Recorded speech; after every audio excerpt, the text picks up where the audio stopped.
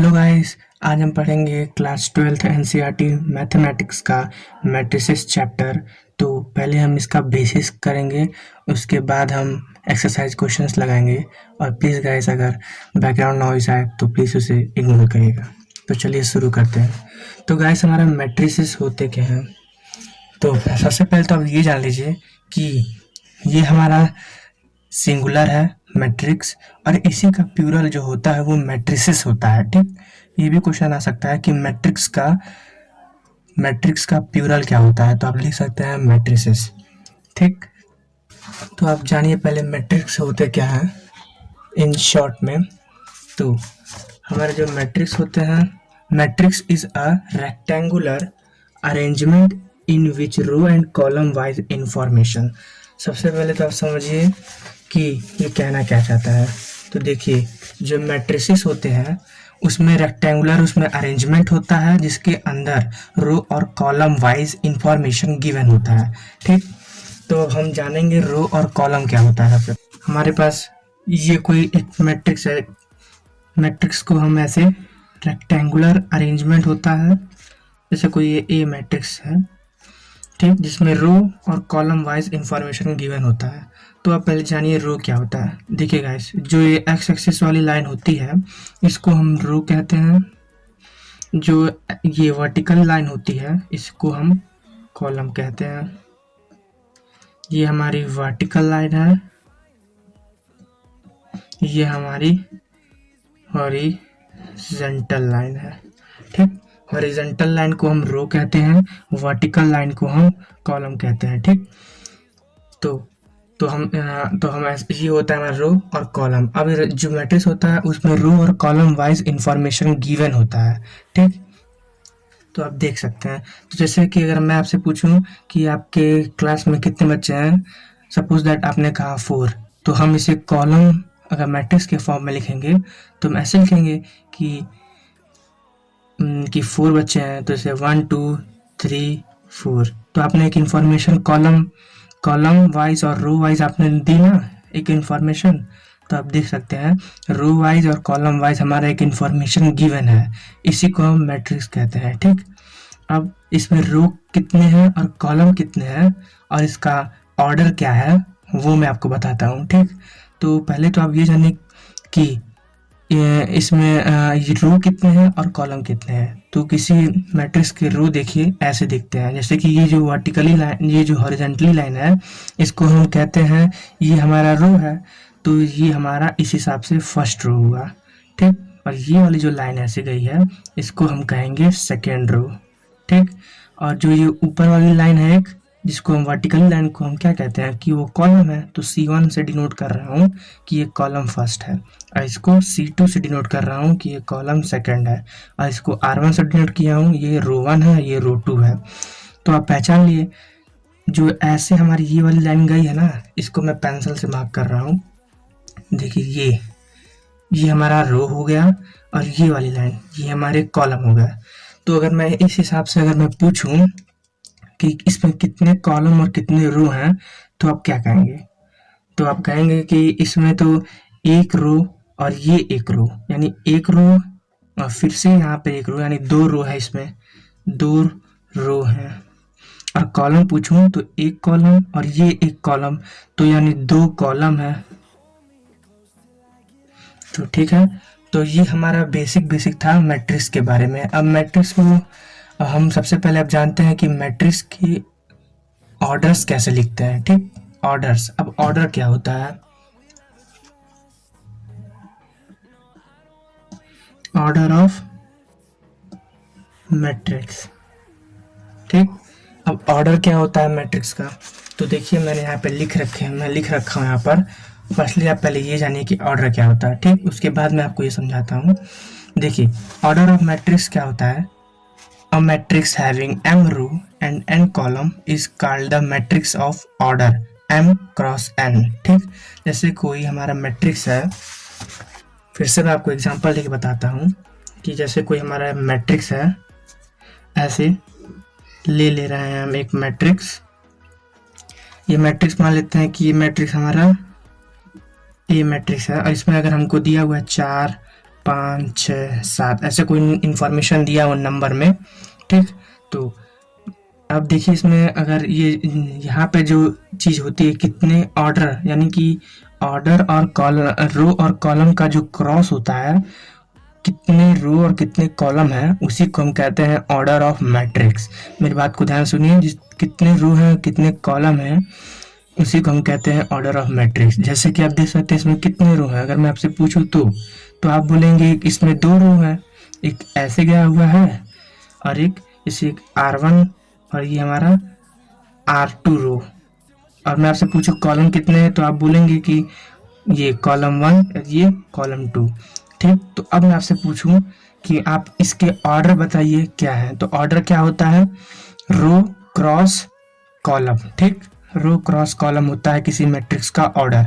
तो रो cross column हम हमेशा यहाँ लिखते हैं ऐसे, रो क्रॉस कॉलम। तो रो क्रॉस कॉलम लिखने के लिए सबसे पहले आपको रो पता होना चाहिए कितना है। तो रो जो होता है, इस मैट्रिक्स को देख के आप पता करेंगे कि रो कितना है। तो रो मैंने आपको बताया हॉरिजॉन्टली लाइन, यानी ये 1 रो 2 रो, यानी हम रो की जगह पे 2 लिख सकते हैं और कॉलम की जगह पे 1 कॉलम 2 कॉलम। वर्टिकली लाइन देखना है ना हम लोग को कॉलम में, तो 2 कॉलम हो गए। यानी अगर मैं आपसे पूछूं कि ये जो मैट्रिक्स है हमारा, इसका ऑर्डर क्या होगा, तो आप बोलोगे 2 क्रॉस 2, ठीक। ऐसे अगर मैं एग्जांपल पे एक और लूँ, जैसे ये हमारे पास कोई मैट्रिक्स है ऐसे, ठीक। मैट्रिक्स को हमेशा ऐसे ये इस तरह के ब्रैकेट में इसको दिखाया जाता है, ठीक। ऐसे हमेशा, आप कोई और ब्रैकेट नहीं इस्तेमाल कर सकते, ऐसे ऐसे नहीं, ओनली ये वाली ब्रैकेट, क्लोज ब्रैकेट। उसके बाद देखिए आप अगर ये मान लीजिए मैट्रिक्स कोई बी है ऐसे, और यहाँ पर लिखा हुआ है 2 5 और ये हमारा लिखा हुआ है 8 9। आपसे मैं पूछूं अगर आपसे कि आप इसका हमको ऑर्डर बता सकते हैं, तो आप लोग क्या बोलोगे, तो आप लोग कहोगे हाँ ऑर्डर बता सकते हैं। तो ऑर्डर क्या होता है, मैंने आपको बताया, रो क्रॉस कॉलम, ठीक। जो रो क्रॉस कॉलम होता है, कितना उसमें रो है और कितना उसमें कॉलम है, उसी को हम कहते हैं ऑर्डर ऑफ मैट्रिक्स, ठीक। तो ये ऑर्डर ऑफ मैट्रिक्स के पूछूं अगर आपसे, तो आप देखोगे कि जो ये हमारी हॉरिजॉन्टली लाइन गई हुई है ये वाली, तो आप देखोगे कि मैं इसको ऐसे लिख सकता हूँ ना, R1 रो ये वाली, R2 रो। आप ऐसे R1 R2 मत लिखना, मैं आपको समझाने के लिए बता रहा हूँ। तो कितनी रो है इसमें, 2 रो है, तो आप यहाँ 2 रो लिखोगे क्योंकि यहाँ पहले रो लिखते हैं, कॉलम कभी मत लिखना, पहले यहाँ रो लिखते हैं। उसके बाद कितने इसमें कॉलम है, तो आप देखोगे ये C1 कॉलम, ये C2 कॉलम, यानी 1 कॉलम, ये 2 कॉलम, क्योंकि हमको वर्टिकली देखना है। तो ये देखिए वर्टिकली, यही ना है वर्टिकल, ये वर्टिकल, और ये हॉरिजॉन्टल। तो ये हमारी वर्टिकली लाइन कॉलम है, तो हमारे पास कितने कॉलम हुए, तो ये 2 क्रॉस 2 की मैट्रिक्स हमारी तैयार हो गई, ठीक। तो गाइस ये था हमारा ऑर्डर ऑफ मैट्रिक्स। अब हम सीखते हैं, अगर हमको ऑर्डर दिया हो तो हम कोई मैट्रिक्स कैसे बना सकते हैं, ठीक। जैसे मान लीजिए हमको यही बोला गया हो कि ऑर्डर ऑफ, अगर आपका ऑर्डर 2 क्रॉस 2 का है तो मैट्रिक्स बना के दिखाइए, ठीक। तो 2 क्रॉस 2 का मैट्रिक्स, तो कोई भी मैट्रिक्स होता है गाइस, उसको हम ऐसे AIJ के फॉर्म में डिनोट करते हैं, ठीक। आई क्या बताता है हमको, उस एलिमेंट का, उस एलिमेंट जो मैट्रिक्स की जो एलिमेंट है, जैसे ये हमारा कोई ए एलिमेंट है उस मैट्रिक्स का, ए की जगह पे 2 और 5 8 9 भी हो सकता था। तो ये मतलब वो एलिमेंट किस रो में है वो हमको बताता है आई क्या बताता है, रो, और जे क्या बताता है, कॉलम बताता है कि वो एलिमेंट किस कॉलम में है, ठीक। तो जैसे मैं आपसे कहूँ अगर कि आप 2 क्रॉस 2 की मैट्रिक्स बना के दिखाइए, ठीक। तो आप कैसे बनाओगे, तो सबसे पहले वैसे रेक्टेंगुलर अरेंजमेंट करेंगे। उसके बाद आप यहाँ पे कोई भी एलिमेंट हो सकता है, तो एलिमेंट को हम ए से डिनोट करेंगे, तो ऐसे ए। अब पहला हमको ये देखेंगे कि ये तो हमारी ये फर्स्ट रो है R1 और कॉलम भी हमारा फर्स्ट है। हमको 2 क्रॉस 2 की मैट्रिक्स बनानी है, ठीक। यानी 2 रो और 2 कॉलम, ठीक। 2 रो और 2 कॉलम की मैट्रिक्स बनानी है। ये पहला हमारा रो ही होता है ना, और ये हमारा दूसरा कॉलम होता है। तो 2 रो यानी एक ऐसी हमको यानी एक ऐसे कुछ ऐसे ऐसे ऐसे ये और ये वाली ये दो लाइन की इस्तेमाल करना है, और कॉलम एक ऐसा और एक ऐसा। ठीक, इससे हमें पता चल गया। तो हमें पता चल गया है कि इसमें ऐसे ऐसे होंगे, तो इसमें कितने एलिमेंट होंगे वो हम कैसे पता करेंगे। तो देखिए, एलिमेंट पता करने का ये तरीका होता है कि इस मैट्रिक्स में एलिमेंट कितने आएंगे, तो आप जो ये ऑर्डर दिया हुआ है इसका आप इंटू कर दीजिए न्यूमेरिकली। ठीक है, इंटू कर दीजिए, तो 2 × 2 कितना आता है 4। तो ये हमारे क्या हो गया एलिमेंट, मतलब कि इस मैट्रिक्स में हमारे टोटल एलिमेंट जो होंगे वो हमारे 4 एलिमेंट होंगे। तो आप 4 बनाते हैं। ठीक, तो हम ये हमारा फर्स्ट रो है जैसे कि हम जानते हैं। तो यहाँ पे जो एलिमेंट होगा, हमें नहीं पता कि यहाँ पे कौन सा एलिमेंट होगा, लेकिन उसको जनरल रिप्रेजेंटेशन जो होता है मैट्रिक्स का वो ऐसा ही होता है। तो ये फर्स्ट रो है, तो हम इसको क्या लिख सकते हैं कि ये जो हमारा है ये एलिमेंट जो है हमारा फर्स्ट रो में है। और कॉलम कौन सा है, कॉलम देखोगे तो ये भी C1 कॉलम है ना, तो ये भी फर्स्ट ही कॉलम है। तो A1 1 यानी ये हमारा एलिमेंट जो है फर्स्ट रो और फर्स्ट कॉलम में है। ठीक, अब हमको 4 ही एलिमेंट बनाना है, यानी यहाँ पर भी। तो ये A, ये A, ये A। ठीक, लेकिन अब हमको देखना है ये दूसरा एलिमेंट किस रो में है, ये भी हमारा फर्स्ट रो में है, लेकिन ये कॉलम किस रो में है। मतलब कि ये तो एलिमेंट जो हमारा है दूसरा वाला ये तो हमारे फर्स्ट रो में ही है, लेकिन इसका कॉलम कौन सा है। कॉलम आप देखोगे तो कॉलम तो वर्टिकली वाली लाइन होती है, तो वर्टिकली ऐसे। तो ये पहला कॉलम था, तो ये हमारा दूसरा ऑब्वियस है दूसरा कॉलम है, तो ये हमारा C2 है। तो रो तो हमारी वही रहेगी, लेकिन कॉलम कॉलम हमारी दूसरा हो जाएगा। ठीक, तो A1 2 हो जाएगा। ठीक, अब गाइस हम दूसरे लाइन पे आते हैं। तो ये हमारा क्या है, ये हमारा रो 2 है। ठीक, तो जो हमारा ये रो 2 है तो कॉलम कौन सा है। ठीक, कॉलम कौन सा है, तो हमारा रो 2 है, लेकिन हमारा कॉलम कॉलम तो हमारा फर्स्ट ही वाला है, तो हमारा कॉलम फर्स्ट हो जाएगा। आपको पहले रो लिखना है फिर आपको कॉलम लिखना है। ठीक, अब इसमें देखिए आप पहला रो लिखेंगे तो रो तो ये हमारा दूसरा वाला है। देखिए हॉरिजॉन्टली लाइन, देखिए हॉरिजॉन्टली, तो ये हमारा रो तो दूसरा वाला है, तो ये हो गया हमारी रो दूसरा वाला, तो ये दूसरा रो है। अब हमको कॉलम लिखना है, पहले रो लिखो फिर कॉलम लिखो। तो कॉलम हमारा ये कौन सा है, कॉलम भी हमारा दूसरा वाला है, तो ये हमारा हो जाएगा ऐसे 2 2।